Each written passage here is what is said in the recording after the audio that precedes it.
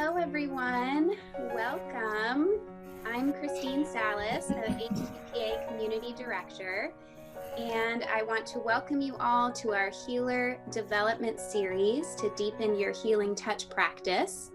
Today's topic is on the immune system, and we have an amazing panel today of practitioners that will share their knowledge and skills and expertise with you on working with clients who are experiencing issues with their immune system. So before we get started, I just want to mention we are recording this event. The recording will be sent out to everyone that's registered, and it'll also be put up on the member portal, usually in about a week. We will save our questions till the end, and I ask that you all put your questions in the chat box when we get to that part of the agenda. And I do ask that everyone mute themselves just so we can make sure to hear what our lovely panelists are gonna share with us today. So now to introduce our panelists, we have Joe Hughes. Joe began studying energy healing about 15 years ago and has been a Healing Touch Certified Practitioner since 2016 and is also certified in Theta Healing, and she's a practitioner and instructor in that. Joe supplements these modalities in her practice by using aromatherapy, esoteric healing, and life coaching. In addition, she uses both Healing Touch and Theta Healing to work with animals. Joe has a busy energy practice in Summerfield, Florida. She is very adept at doing distance remote work in all her modalities, and thus is not limited to working with clients in just her area. In addition, she uses and teaches Theta Healing, which she feels is a great complement to her Healing Touch work. She is an ordained independent unity minister and comes to her energy practice from a spiritual perspective, where her work is very guided by Creator and her guides. For much of Joe's corporate life, she was a training instructor and holds a BA in adult education and training. Joe considers herself a lifelong learner and continues to study and train herself in additional levels of her modalities by seeking guidance in her gifts as a healer. She feels her life purpose is to be of service to and to bring love to those who are guided to her by Creator for her mind, body, spiritual healing work. Welcome, Joe. Happy to have you here. Thank you, Christine. And then we have Diana Czekalski. Diana is a Healing Touch Certified Practitioner, an Eden Energy Medicine Certified Practitioner, and a Reiki Master Teacher. She is a retired physical education, health, and fitness teacher. She has over 30 years of experience working with stress management and teaching a peaceful connection to the body through the mind. Welcome, Diana. Happy to have you. And then we have Timothy McConville. Tim is a certified Healing Touch practitioner and instructor. He currently teaches Healing Touch in USA and Sweden and has taught in Nepal. He also has completed 2 levels of Reiki and has taught in other healing modalities. He is a co-founder of Awakening Healing Access, which teaches advanced healing work. His healing practice serves a wide variety of clients, which includes a private practice, as well as volunteering in hospital and long-term care settings. He actively mentors with his partner, Pam, primarily in group setting. He somehow finds time to write and publish as well. He has supported the local and national Healing Touch community in a variety of leadership roles. And he has retired from his first career as an environmental engineer to devote more time to healing and spiritual practices. And welcome, Tim. Happy to have you here. So first, I would like you all to just share a little bit more about yourselves, particularly in your experience in working with clients that have issues with the immune system. And Joe, I'm going to start off with you. I forgot I had sent you such a long bio. So I don't know what else I can tell you, except that I know that I have had some gifts in being able to reach the other side and to be able to connect to guides ever since I was a little girl. And that got kind of locked away by my family.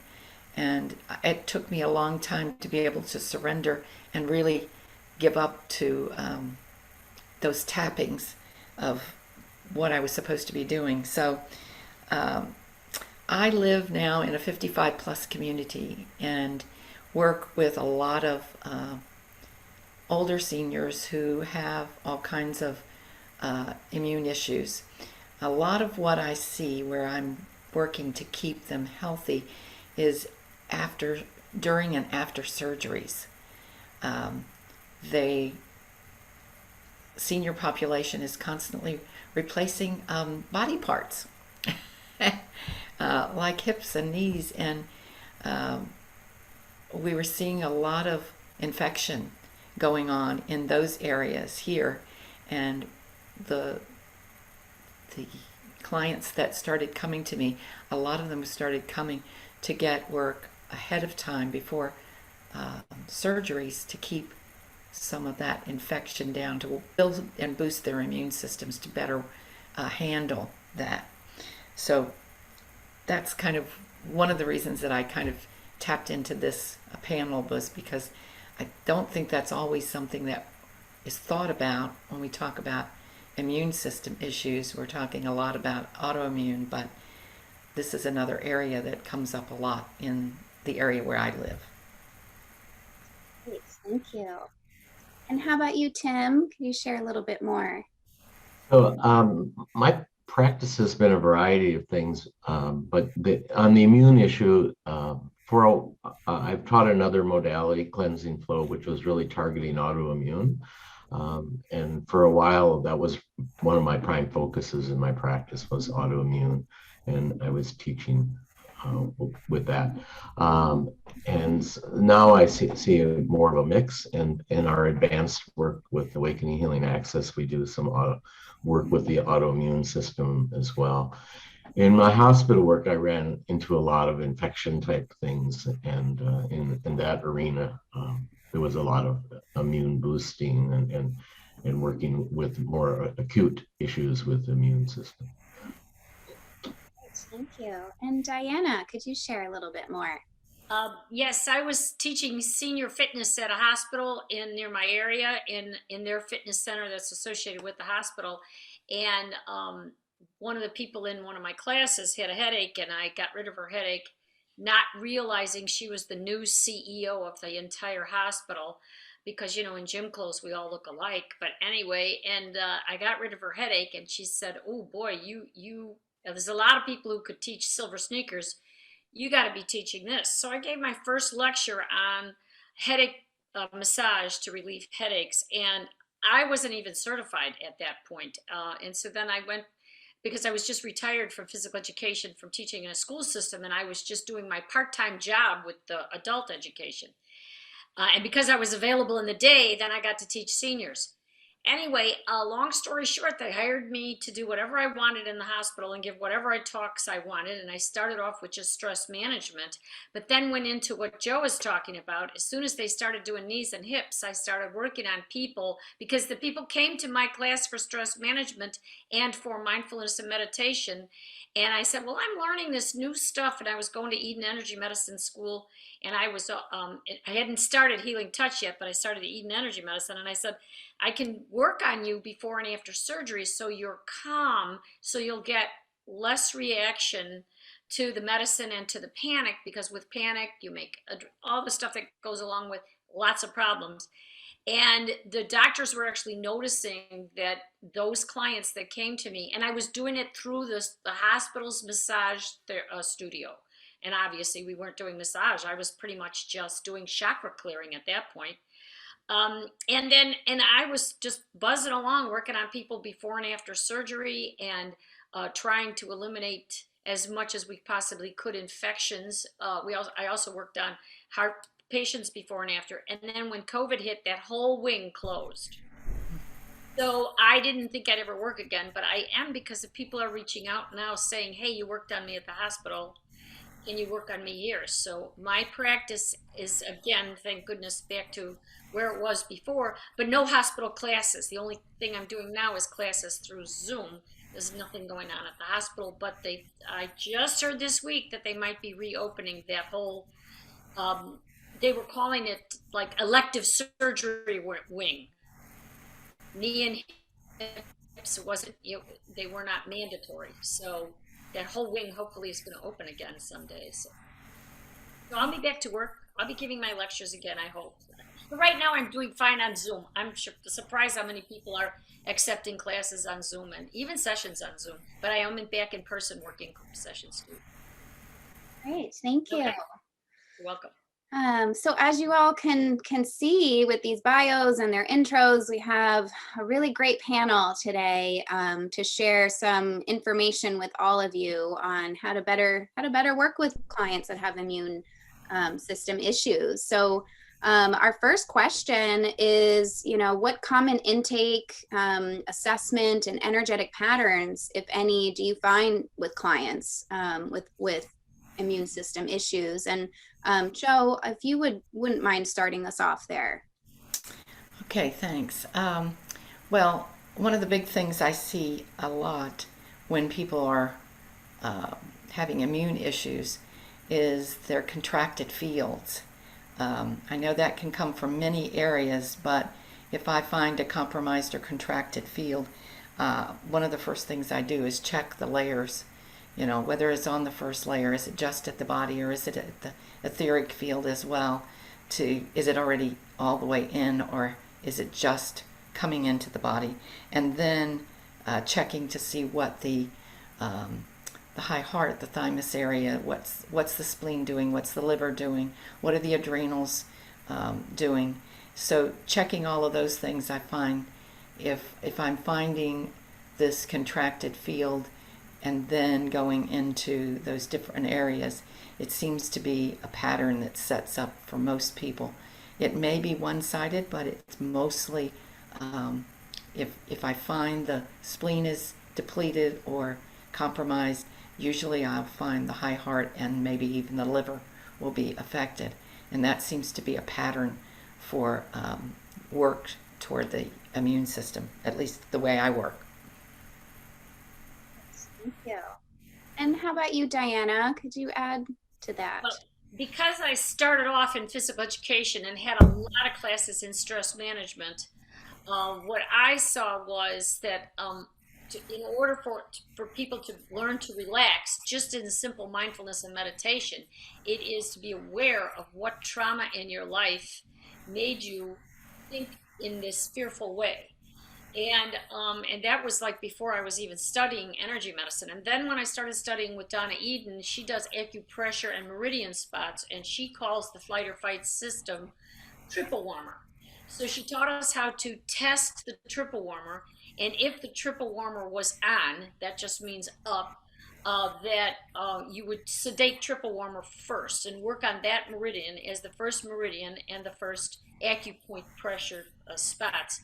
And believe it or not, every single person with an immune system disorder, anyone I ever worked on with immune system disorder, has that triple warmer, flight or fight meridian, turned on, and very difficult to turn off, especially with just meditation, because those are usually the people who have very much of a difficulty calming themselves with just meditation. So they need other things and other tools to calm the flight or fight down, so that then the immune system can strengthen itself instead of always being on the defense.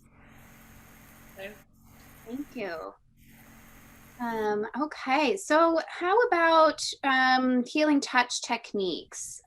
Which ones do you commonly use with these types of clients? Why do you use those techniques?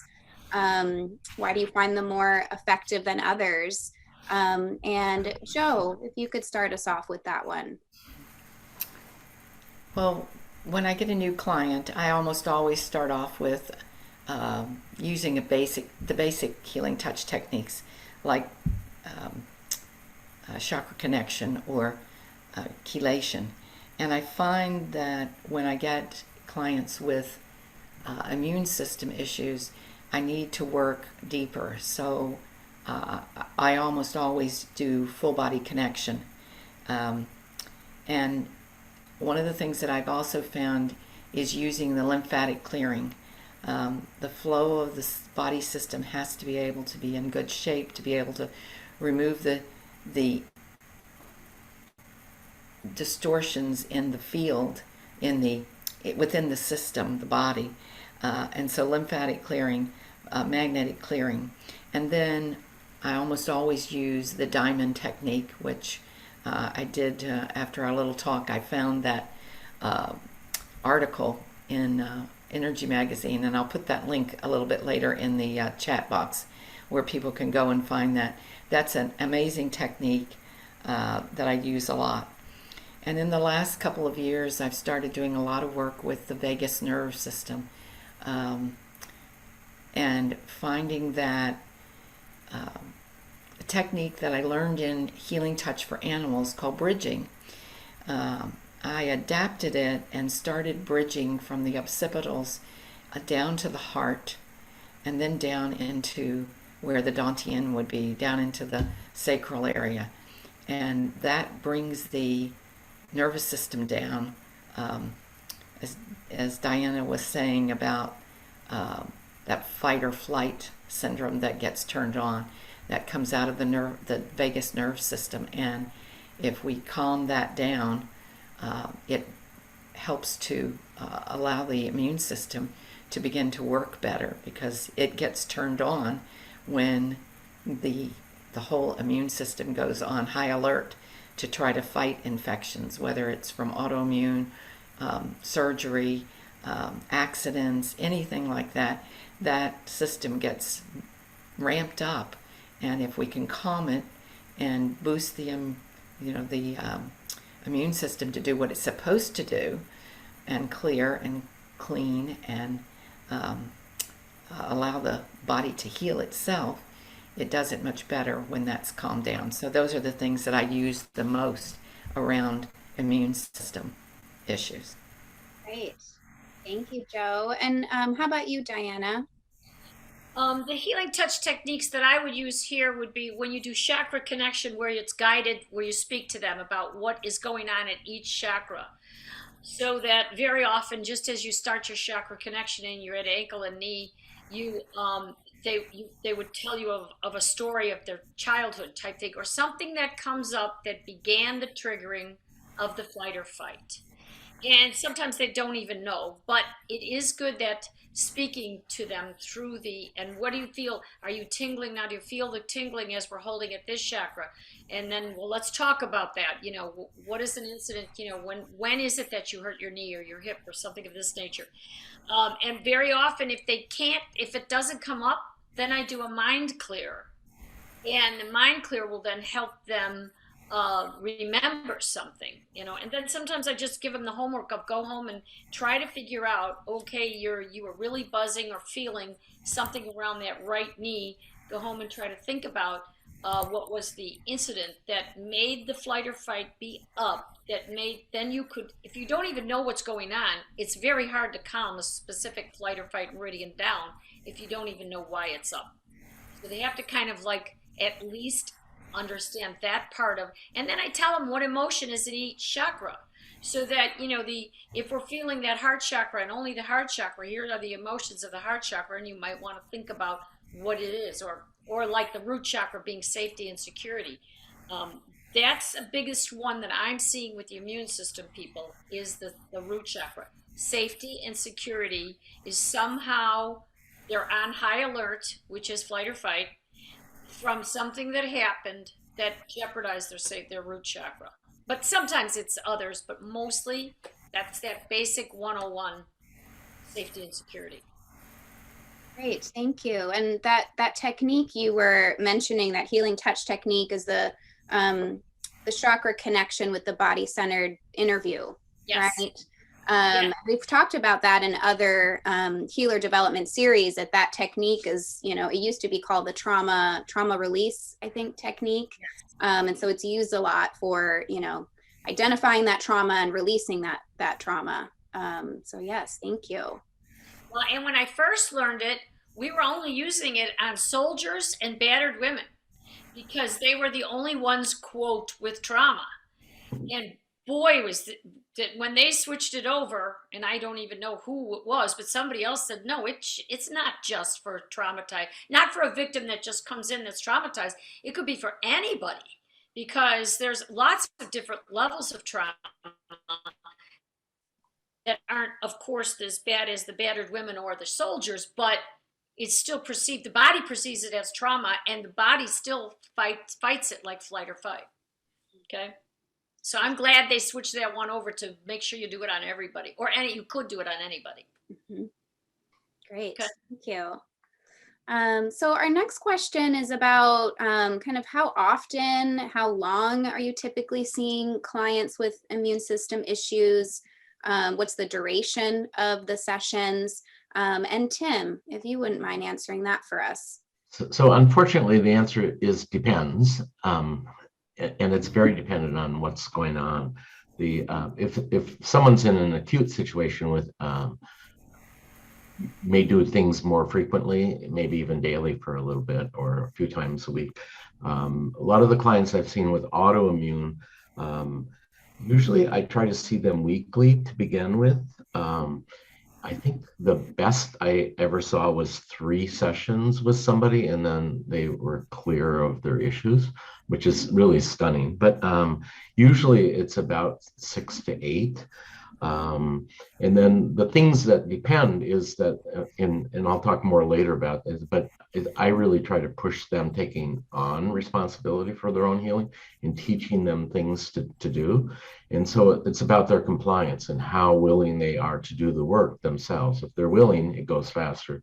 If they're not as compliant, it just takes much longer.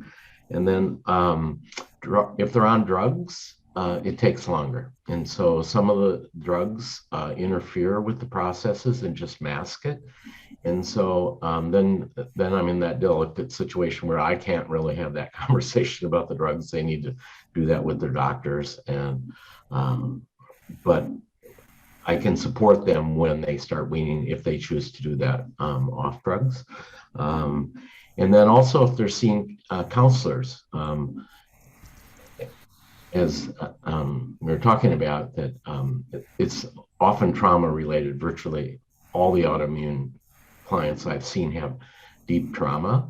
And so if they're seeing counselors, then that actually can, take longer. And then it's good to time your sessions with the counseling. So my experience is if they see me, and then either the next day or the same day, see the counselor. The energy work, I think, stirs up and gets things ready to release, and then talk therapy can support that. So that's actually the best sequence. I think it works better than if they see the counselor than me. So it's better the energy work first and then the counselor. Great, thank you. And how about you, Diana? Anything you want to add to that?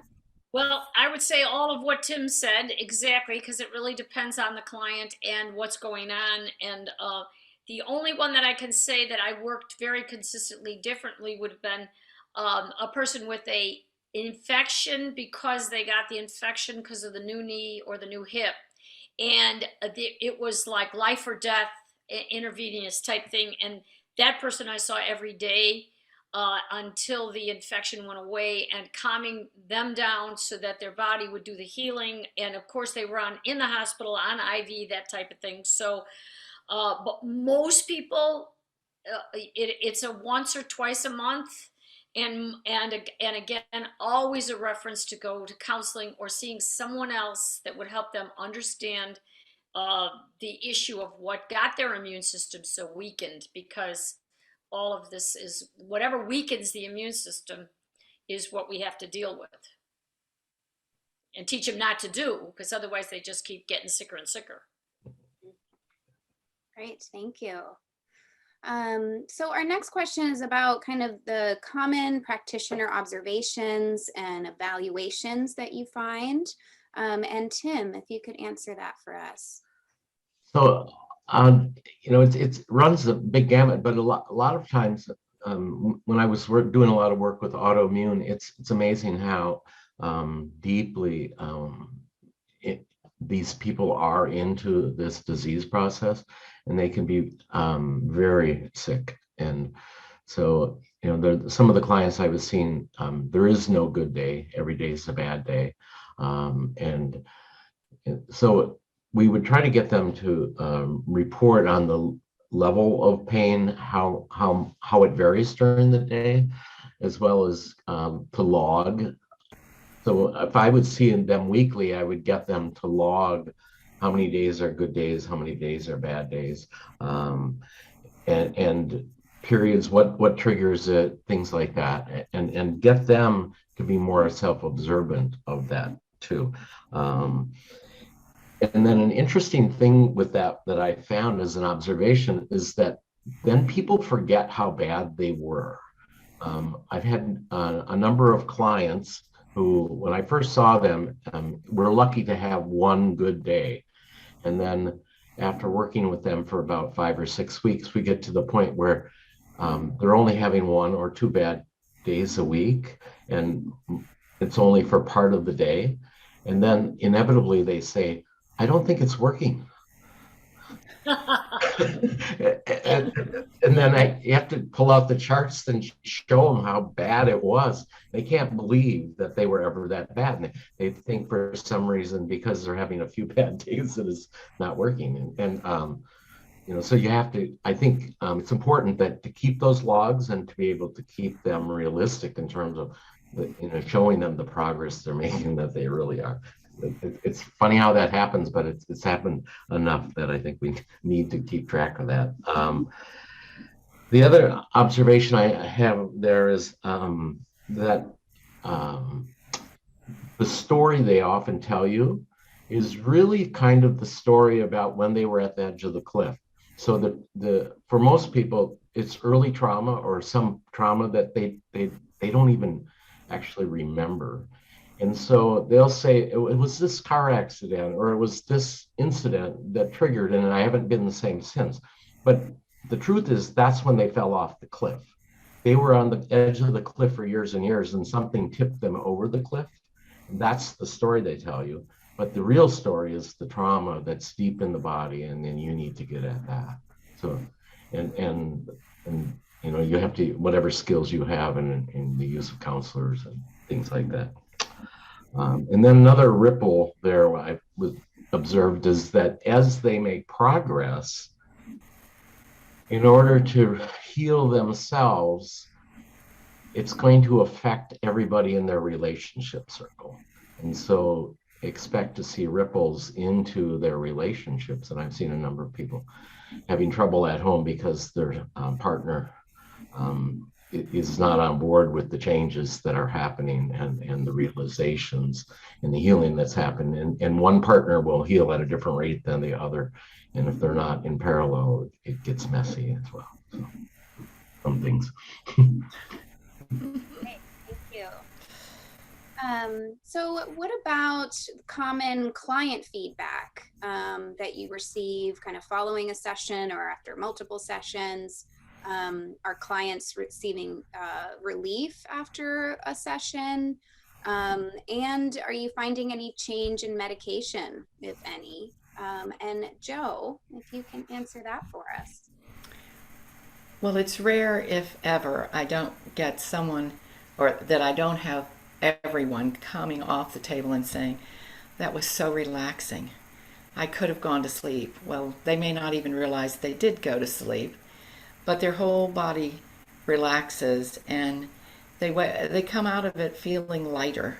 And then if they're not well grounded, I make sure that they get well grounded. But usually I've grounded them back to the earth. A lot of times people who are in these immune system issues are not grounded, and they tend to be out of their bodies. So, and later we'll talk about some techniques to help with that, but it's giving them this overall sense of they feel better, they feel more whole. And their biggest question is it going to last? How long am I going to feel like this? And that depends. That's back to the depends, Tim, because we don't know. but we do know that it made a shift in them. Several of my clients have been able, who've had autoimmune issues, been taking medications, they have been able to reduce the amount of drugs they were taking, or decrease the amount or the number of drugs that they were taking. I have one client who now comes to me, she calls it her tune-up session, probably about once a month, and she has cut out, and when she came to me the first time, her drug list was this long, like 3 pages of things that she was taking, including homeopathics and vitamins and things. And now she takes probably half of what she used to take. She's one of my clients that also just went through a hip replacement surgery. And so knowing that we'd been able to decrease her autoimmune issues, some of her heart issues along the way, and then the drugs, she was very cognizant of wanting to be in a good space before she went into surgery. So we had a session. After surgery, I worked on her distance while she was in the hospital. Once she got to her room, she texted me. We did some clearing to release anesthesia, excess anesthesia, because it keeps the immune system from kicking back in and getting on board again when they're got so much anesthesia. Always with the intention of keeping pain meds on board, not clearing that, and that's intentional. And they couldn't believe how quickly she woke up, how quickly she was able to get out of the bed, start to first. She was out of bed and walking within a couple, 3 hours. Supported with, but they said, this is amazing that you're ready to move and get up. And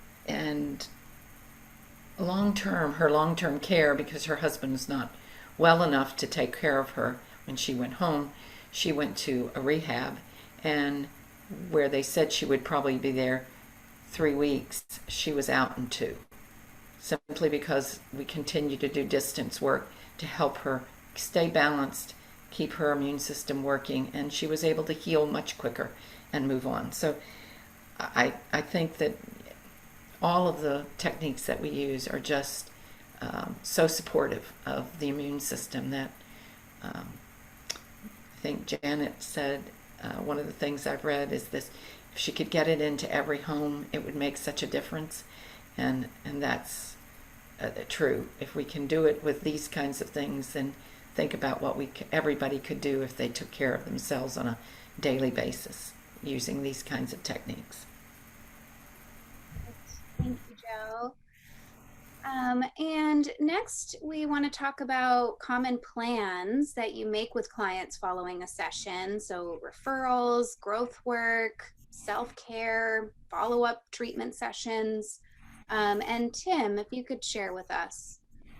So it's been my experience that a couple different key things. One is about stress, and one is about doing self-care. So in terms of self-care, what I would do is that before the session starts, I tell them what I'm going to do and what I require them to do. And if they don't agree to do self-care, I'm not going to proceed with this whole thing. They have to agree to that if I take them on as a long-term client with issues with the immune system. So while I'm working, I tell them what I'm doing, and then I teach them how to do that to themselves. And so I teach them the techniques and ask them to do it every day. And if they can't do it every day, at least maybe every other. And sometimes people will do it, 3 times a week. And so I keep encouraging them to move toward daily if they can. And I think that's the real key to that success, is to get them to do their techniques on themselves every day.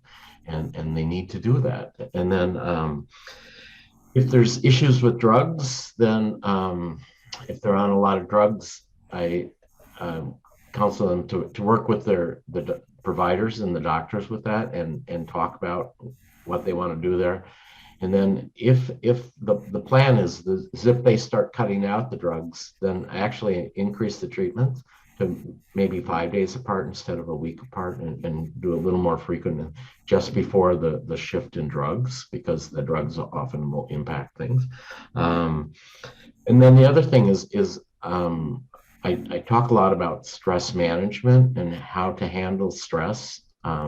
So one of the interesting things that we were getting guidance from when we were coming up with some of the treatments for the autoimmune is the guides were saying basically all autoimmune diseases are the same disease. It's one disease, not 120 like the book says. And that it's ultimately about the way we process stress and trauma. And it simply said it's a failure to decide, which is, it kind of puzzled me at first. But so how we decide to deal with stress makes a huge difference. So the people that I found is there's a similar pattern in a lot of these people with the autoimmune. Not only do they have the trauma, but they also have this mind that just churns and churns and churns. And so they don't decide what to do about it, and they keep churning on it. The more we churn it, more it creates stress. And so if we can just get the mind to decide, and sometimes you can trick the mind and tell it to decide something and then move on, and it actually you can trick it. But is really talk to them about stress and how to, stop that stress process. And there's tons of stuff out there in stress management. I mean, get them to start looking into stress management and how they deal with stress. And that's a real key to keeping things under control in the long run. Great. Thank you for sharing that. And how about you, Joe? Well, before I can teach them the self-care things, I got to teach them how to ground and center, how to stick it in their body and stay grounded to the earth. And then obviously self-care is paramount. Chakra connection, the diamond technique I mentioned, and I'll put that link in there. The other thing is self-talk, changing how they talk to themselves, words that they say. Words are powerful, and they're energy, and you put them out into the universe. So getting them to talk about how they feel in a positive way and about what they have accomplished in their growth, and talk to themselves. Maybe I'm the crazy energy lady, but I talk to my clients' cells when I'm working on them. So I'm going to put a link in the chat for a crazy little link for a song. Every little cell in my body is happy. Every little cell in my body is well. It's a little song, a little ditty that everybody can sing. And once you get it in your head, you can go around singing to your cells all day, telling your cells they're happy and they're well. It makes a difference. I've got clients that tell me just by doing it, they feel better because it's a happy song. So you change making that decision, Tim. It's a mind shift. I'm going to decide I'm going to be well. I'm going to feel better. I'm going to work on my own health and wellness. I use a lot of essential oils with my clients for immune system boost. They not only raise their levels of the immune system, but they cut out some of the stress. They lighten up the load in their lives using essential oils. So that's a big paramount part of what I teach. And then I'm going to steal from Donna Eden, Diana, and I teach them that thymus thump. Just thump. You feel like you're getting sick. You feel like your throat's scratchy, whatever's going on. Give your high heart a good thump. It wakes up the immune system and gets it going. So the other thing that I use is everybody's been talking about stress and places where they're stuck in trauma. I'm a Theta Healing Practitioner, and this is a technique of working with the Creator and unsticking belief systems. And we deal with 4 different levels of in Theta Healing. And so I'm helping clients as well in a session. We do Theta Healing first, and usually then they're on the table getting body work. Or maybe we're on Zoom and then they go to the table or they go to their bed to lay down while I'm doing work distance. And we're working on releasing those stuck beliefs about themselves that have been embedded from the trauma that they may have had all through their life. And also, we can't forget about environmental issues that are driving some of our immune system issues higher. So in Theta Healing, we do a lot of clearing of radiation, 5G technology, excesses of this and that come into the body through what we live in the environment. So those are some of the things that I use on a regular basis with my clients. Great, thank you. And Joe, I'm curious if there's particular essential oils that you use with these types of clients for the immune system. Well, one of the big ones that I use, and I'm not stuck on any one company of essential oils. I use a number of different companies, but I'm very cognizant of that we need to have good, pure essential oils that have been well tested, and I don't buy anything that's in like a drugstore or anything like that. But Young Living is one company that makes a blend called Thieves that is excellent for boosting the immune system. It has things like cinnamon and clove and a number of different ones in it. And I've tried replicating it, using individual oils, and they can just do it better in that particular one. But there are many, many oils that are good for the immune system, and people can do some research. I use oils from about 4 or 5 different companies that I order all over the country.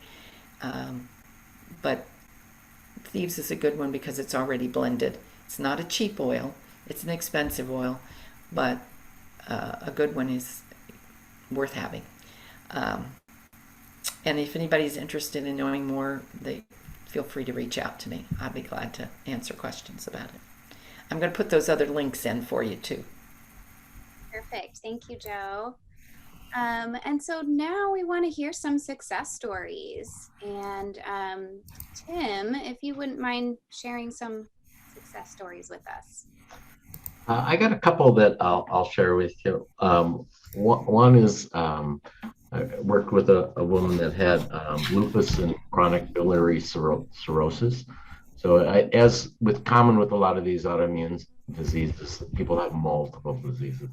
And the liver one is actually kind of a death sentence. But so I worked with her, and in 3 sessions, she fully took on doing the work herself. And within a month, her liver enzymes were normal, her lupus disappeared. And I would check in with her every once in a while. And the last I saw her was about 3 or 4 years ago. And to that time, and that was several years, none of that stuff came back, no autoimmune condition at all in just short order. And she took on and did the work herself. Another one that was kind of interesting was I was working with a minister that had fibromyalgia for 30 years and was kind of plagued by that. It turned out that he was a gay fellow and married to another minister. And so he basically was living this lie in a congregation that wasn't very friendly to gays.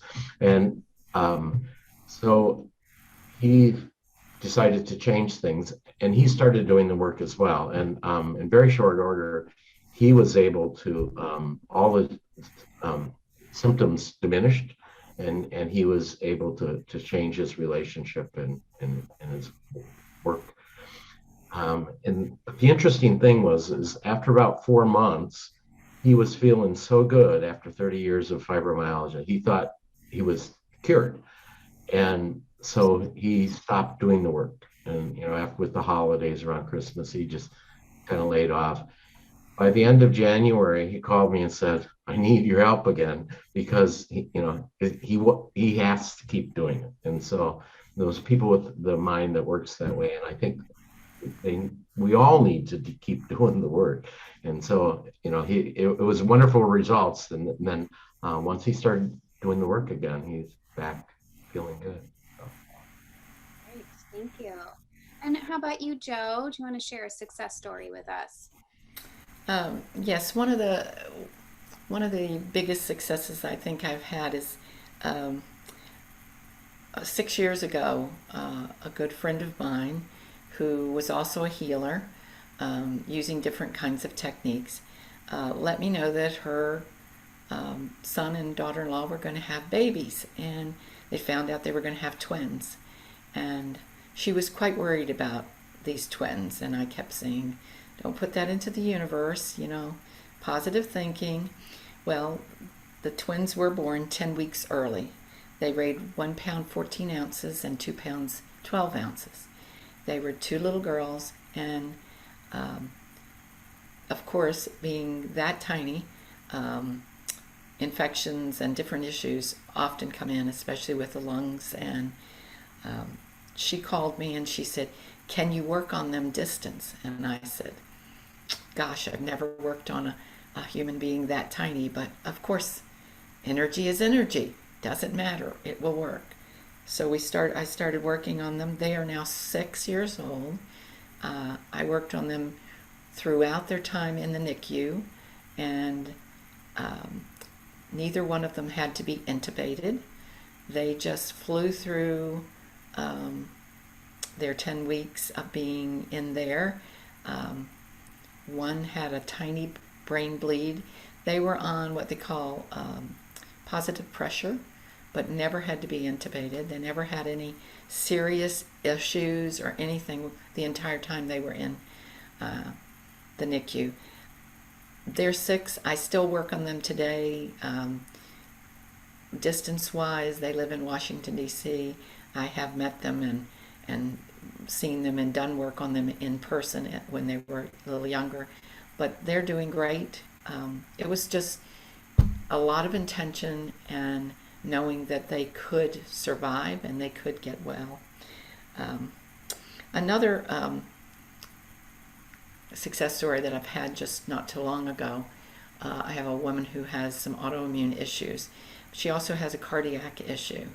She has an AFib, and that's a irregular heart rate. And she will get stressed and she'll go into AFib, and it'll just stay for days. So at times when I've worked on her, she'll come out of the session and she'll say, "My heart's calmed down. I don't have that rhythm. It's not going now." And sometimes it'll last for a week or two, and then something will happen and she'll get stressed and it'll go back into AFib again. So it was getting worse, and she had called her doctor. She'd gone in to see him, and they decided they were going to put her in and shock her system, shock her heart, because that often will bring them back in and it'll stay. So she called me and she said, "I'm going in for this shock treatment. Can I come get a session first?" And I said, "Of course." So she came in, we did the session. She said, "Well, it stopped again. Let's see how long it holds." And she went in, but she was already scheduled for this procedure. So she showed up at the hospital and they said, "What is this? You don't have any AFib. You're not in AFib. Go home." Since then, she hasn't had any more. And she just went through, her husband just had to go in and have some heart issues and some surgery, and he's been in rehab, and her heart has stayed out of AFib. I don't know. I can't explain it. All I know is that it works. And that is one of the technique I was using on her the most was the one I was talking about, that I was guided by my guides to take this bridging technique in Healing Touch for Animals, which uses 2 different chakras on the animals. And I went to the occipitals and held to the heart. And I held it for maybe 5 minutes or so, just sitting by the table, just holding that hold and feeling her whole nervous system calm, and then moving that hand from the heart down to the dantian sacral area and holding there for probably just about as long. And her whole immune nervous system just calmed. And I can't tell you that's what did it, but I just know that she doesn't have AFib now, at least. Who knows what will happen in the future, but and she'd been living with autoimmune issues off and on, and the AFib was just one of the other things that happened along the way. So I'm pretty pleased that she's done so well. Great. Thank you. Thank you both for sharing such amazing stories. They're always nice to hear.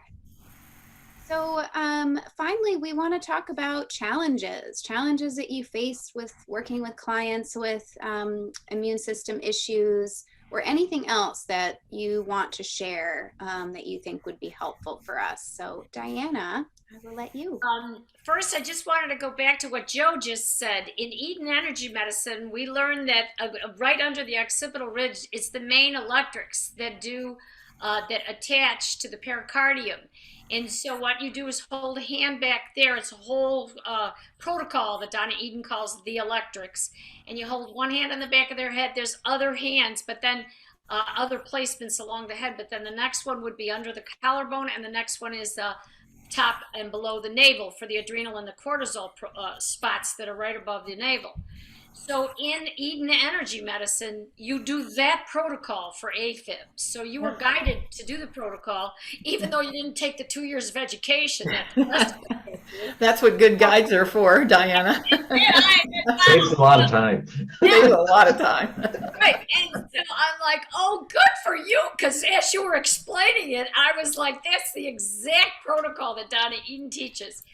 I will say, the challenges for me is to get, going back to what Tim said before, is to get people to be on board to do their own self-care.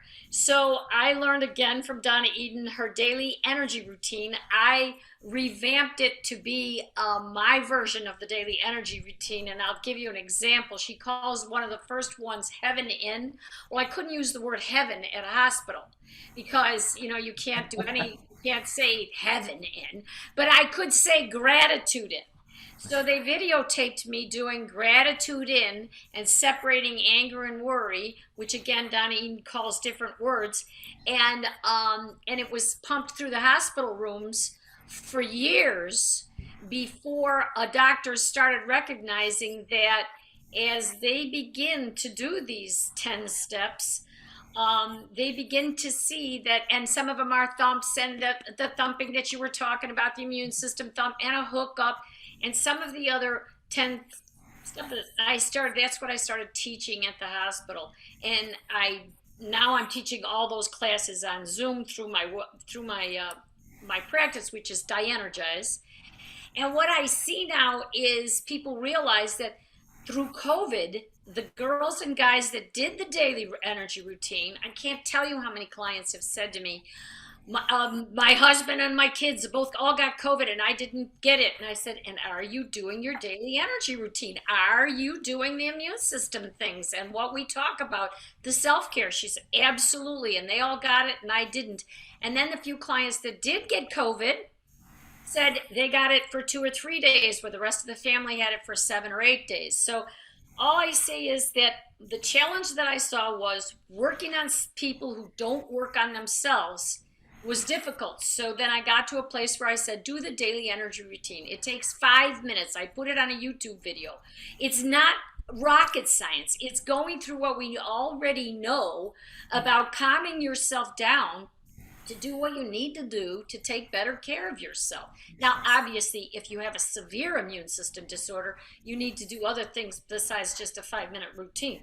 But this will help you think about the foods that you should be eating, or the exercise, or the whatever, calming yourself down, because the immune system is always flight or fight on. The immune system is on. Those are the people that never get sick.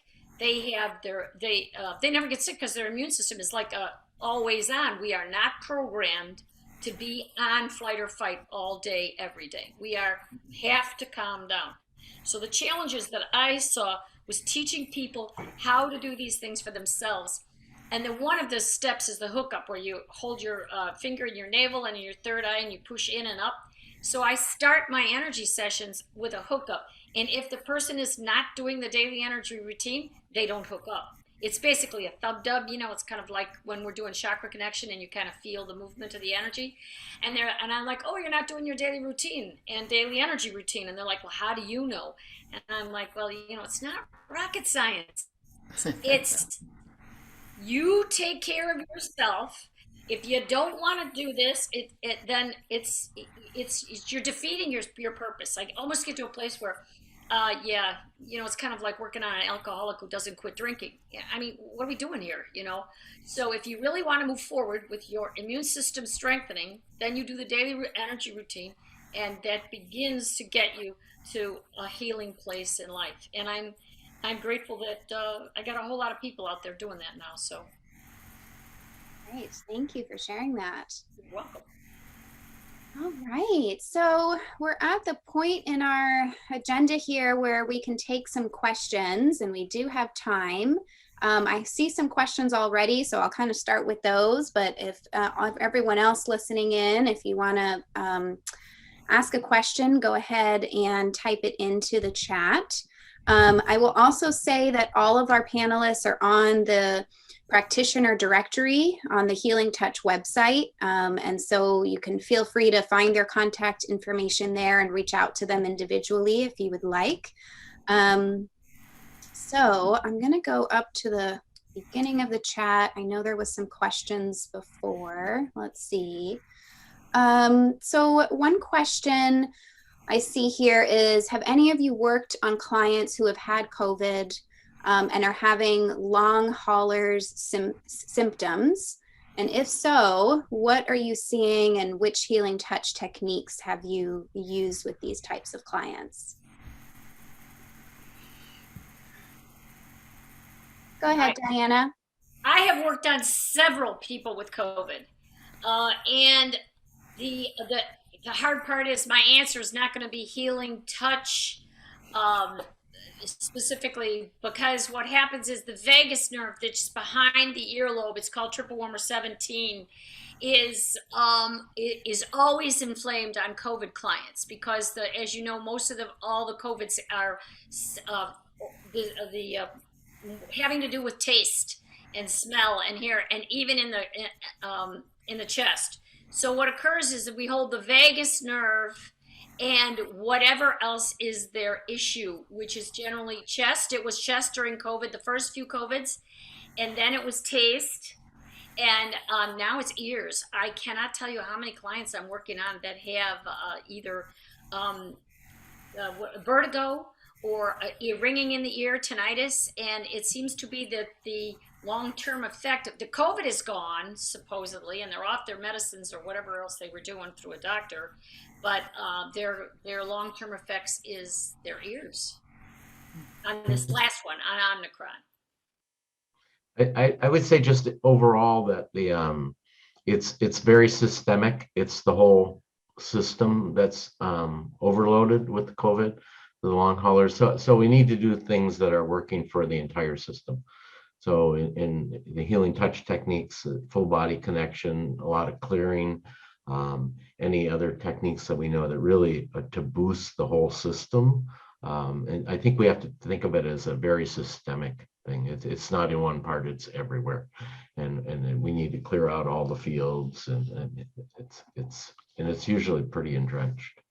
Yeah, and what I was saying was what homework they could do on themselves. When they come to me, then I'm doing full body connect and or even chelation to get everything out.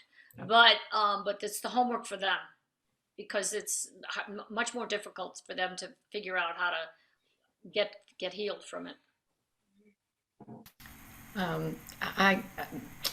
For most of the COVID clients that I have worked with, I've been using a protocol that Esoteric Healing developed that is an overall body system work, but it's actually removing a lot of we're seeing a lot of intrusion from outside environmental things that drives it as well. And so if we find that, then there's certain techniques that we use. So that's, but for healing touch, I agree with Tim on all of that, and adding in lymphatic clearing. I just think you can't do enough lymph clearing. Yeah. Great, thank you. So another question from earlier was, what if the client doesn't know what their trauma is or does not feel traumatized? When we were talking about, identifying their trauma and releasing their trauma. I think it's actually quite common that that they don't know what that trauma is, and I think part of it is, as Joe was talking about, they're not in their body. When people have trauma, they're gone. They've left their body, and so they don't remember it, and so they weren't, in a sense, they weren't there when it happened, and so I think the more we can anchor them back in, and the deeper they can start healing, that remembering process tends to happen, but it's not right away, and it can take a while. Ultimately, I think they start to realize what's going on. Yeah. Tim, do you often find when you can get them grounded and get them on the table, and then you're holding where you're getting sense that the trauma is probably being held? I often find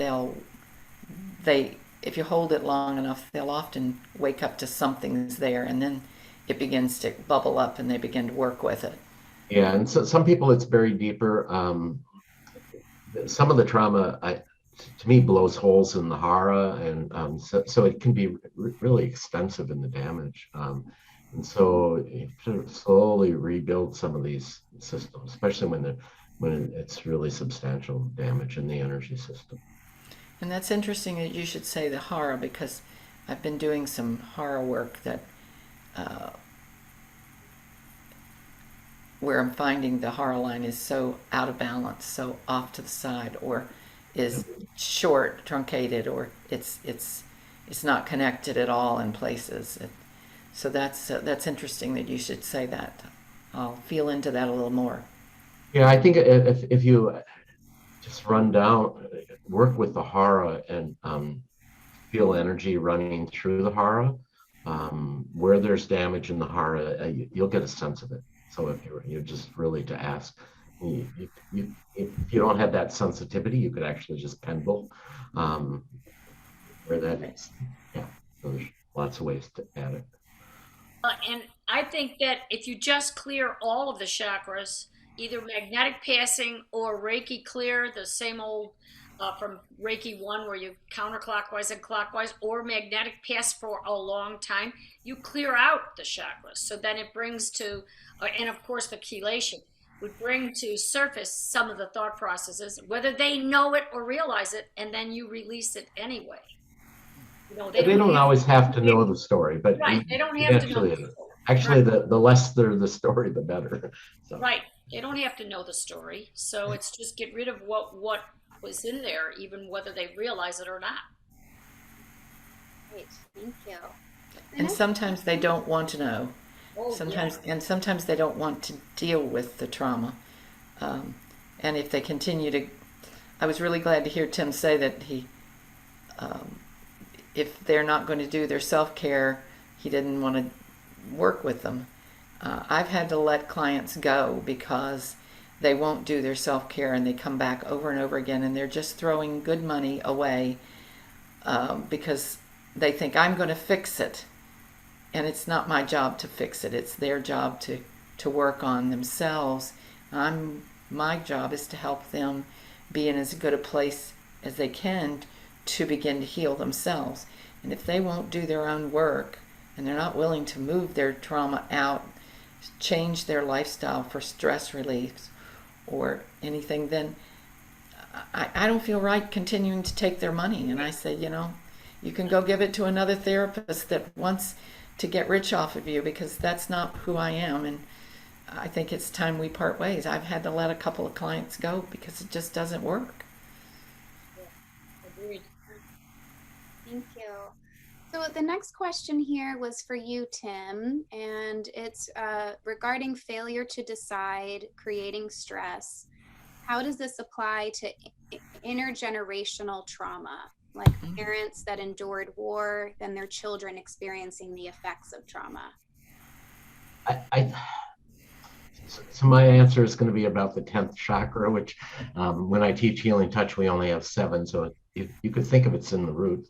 I think of working with the 10th chakra for intergenerational issues and using guides. I work at trying to clear and heal back in time those intergenerational issues.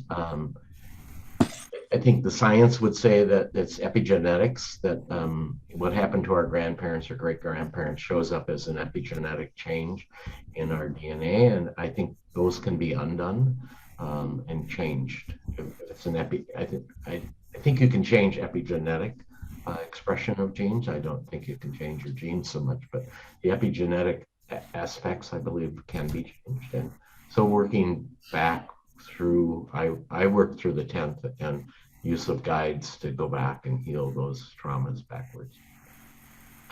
Great, thank you. There was another question about foods, and I know that's not really healing touch, but do any of you have any comments about foods for the immune system, or what you're finding with clients and food? Like regular, what you eat food? I'm hearing the word incorrectly. Food, like what you eat? Yeah, like what you eat. Yeah. You are what you eat? You are what you eat. Yeah. Unfortunately, when I worked at a hospital, the nutritionist was standing next to me and reiterating everything that I said. But then in other modalities, they say it doesn't make any difference. But in a hospital setting, I did teach that you needed to eat, you are what you eat, and what you put into your body makes it stronger or weaker. But again, I know that that's very controversial, but I had to stick with the hospital policy, so to speak. And my fitness education too, which was the no CRAP. C was chemicals, R was refined sugar, A was additives, and P was preservatives. And the less of that you put in, CRAP, and the more of the good food, organic fruits and vegetables, the healthier your immune system would be.